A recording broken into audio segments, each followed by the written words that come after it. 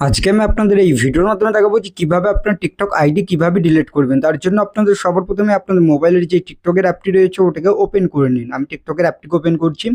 Open করার পর এরকম ইন্টারফেস দেখতে পারবেন। এখানে নিচের দিকে দেখবেন প্রোফাইলের আইকন, এই নিচের দিকে প্রোফাইল আইকনে আপনাদের ক্লিক করতে হবে। আমি ক্লিক করে দিচ্ছি। ক্লিক করার পর ওই অ্যারো অপশনে ক্লিক করুন। উপরে ক্লিক করার পর আপনার যে আইডি সেটা চুজ করুন। করার পর উপরের দিকে থ্রি লাইনের অপশন দেখতে পারবেন, ওই অপশনে আপনাদের ক্লিক করতে হবে। ক্লিক করার পর এখানে সেটিংস অ্যান্ড প্রাইভেসি অপশন দেখতে পারবেন, এই অপশনটিতে আপনাদের ক্লিক করতে হবে। ক্লিক করার পর এখানে অ্যাকাউন্টের অপশন দেখতে পারবেন, ওই অ্যাকাউন্ট অপশনে ক্লিক করুন। এবার ওটাতে ক্লিক করার পর ডিঅ্যাক্টিভেট অর ডিলেটের অপশন দেবে, ওই অপশনে ক্লিক করুন। ক্লিক করার পর এরকম একটি ইন্টারফেস কিন্তু আপনাদের সামনে শো হবে। এখানে ডিলেট অ্যাকাউন্ট পার্মানেন্টলি এটা আপনাদের চুজ করতে হবে। আর ডিঅ্যাক্টিভেট করতে গেলে ডিঅ্যাক্টিভেটও করতে পারবেন। যেহেতু আমি ডিলিট করবো তাই জন্য ডিলেট এখন পার্মানেন্টলি এটা চুজ করার পর এবার কী কারণের জন্য ডিলিট করতে চান সেটা একটি রিজন দিয়ে দেবেন।